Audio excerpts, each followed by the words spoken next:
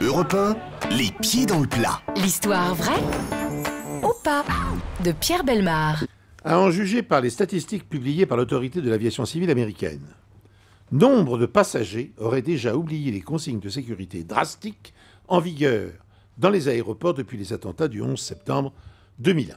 En effet, près de, tenez-vous bien, 30 millions d'objets interdits, dont 2150 armes à feu, 4,7 millions de couteaux, 75 241 cutters ont été trouvés en possession des voyageurs en partance et confisqués.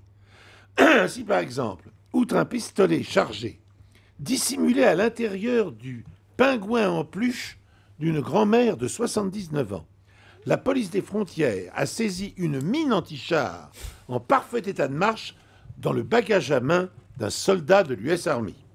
Mais que faire des tonnes de ciseaux, coupons, canifs et autres briquets récupérés outre-Atlantique derrière les portiques détecteurs de métaux?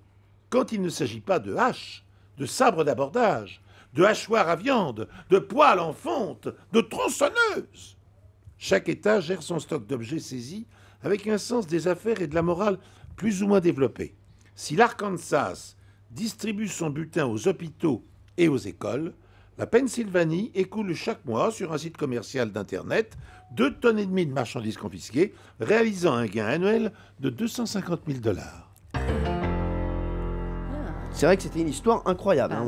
C'est insensé. Alors, est-ce qu'on y croit cette histoire, Laurent Guimier? Alors, moi, je crois à tout, sauf la dernière information sur la revente sur Internet des objets saisis. Ça, j'y crois pas. Je pense que c'est pas possible. On ne peut pas comme ça profiter de ces objets saisis. Jean-Luc? Moi, j'aurais envie de croire Pierre. Simplement, je vois pas l'intérêt pour l'Arkansas de donner aux hôpitaux des haches, des sabres, des choses comme ça.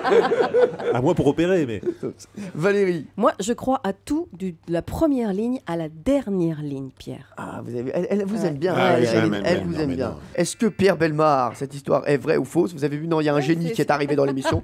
C'est important. La fée Clochette. Pierre, est-ce que cette histoire est vraie ou fausse? Alors, toute la première partie de l'histoire est entièrement vraie. Et, contrairement à ce que pense mon ami journaliste juste en face de moi, Laurent, la deuxième partie aussi. Tout est vrai. Ah. Et ils revendent les objets et ils en font un profit. Et on a entendu Alex, l'auditeur en ligne, qui fait yes.